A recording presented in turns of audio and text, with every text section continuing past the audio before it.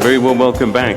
We're on the East Coast this morning, and we're in Durban, and we're talking about women in leadership, particularly in local governance. And we're trying to explore where we've been, where we are, and what the future holds, and the role that women play in local government and making a difference and impacting where it matters most. And we've heard from our panelists their opening thoughts, and we're going to start opening the conversation to you at Morning Live SABC is our Twitter handle, and we've also got an audience here of councillors and mayors in KwaZulu-Natal who are going to be sharing their thoughts with us. But just to get a sense of MEC of how far we've come, in 2000, I saw a bit of research that was done, and they said that just 28.2% of all the councillors at that stage were female. So that's 2000. 15 years on, how far have we progressed?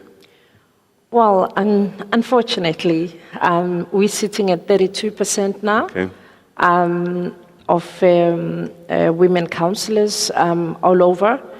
And out of 51 municipalities, only 10 are female municipal managers, and which is something that we are not happy with, because our experience is that when you appropriate the budget in different municipalities, you can see the budget needs that get submitted by female councillors as opposed to our male counterparts. For instance, if you look at the list that was submitted by the female councillor, it will be a crèche, it will be having a soup kitchen, it will be having, things that are needed by people. But with our male, the experience is that first you'll see we need a football ground. Yeah. We need a stadium, we need this. And really that has been something where we are saying we need more and more councillors in local government, because they are the worst affected by the situation of service delivery in particular. So that is why we're saying next year we're going for local government elections. And we want more women to stand in various areas. But you'd find that women would not stand because there will be pressure. Everybody wants to stand. There'll be election in the ward area, and women would say, no, I don't want to fight. I'm not going to stand. And that is one of the challenges we've been facing. That is why we say we must ensure that women have got the tools in terms of analysis, in terms of education, so that they're able to be assertive and they're able to participate in local government effectively. Dr. Dlamini-Zuma, I'm sure this is something that you've seen across the continent, actually, isn't it? That women, as we were saying just before the break, are making the bulk of the decisions to help their families and their communities. Why aren't they standing for office? You are a great example of taking up leadership positions in traditionally male-dominated areas. How can we duplicate people like you? Well, I think all of us, where we are, we must try and mentor and assist women to have that confidence to be able to stand. But also sometimes they make it as though it's a bad thing to want to stand. It isn't. One of the principals in the school I went to, Mazibuko, Adams College, is the one who's there now. We're having a conversation, and he taught me something very interesting. He said to me, an unambitious person is a danger to society. Wow.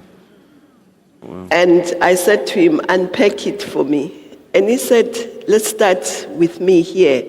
I'm the principal of this school. If I'm not ambitious, it means I won't care whether the kids pass or not. I won't care how teachers perform. So ambition is not a bad thing, because ambition, as long as it means you want to do your best, you want to see progress.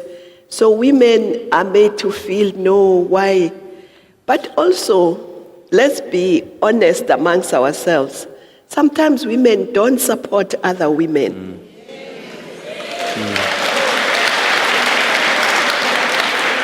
And I think we must learn to support other women. If there is a woman that we think can do well as a ward councillor or as a mayor, let's rally around that woman, because at the ward level, the women are the majority.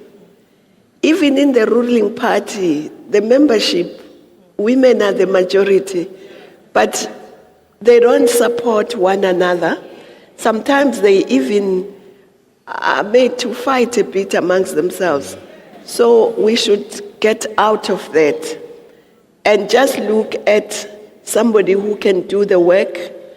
If a woman can do the work, let's go for her. If a man can do the work, fine. But let's not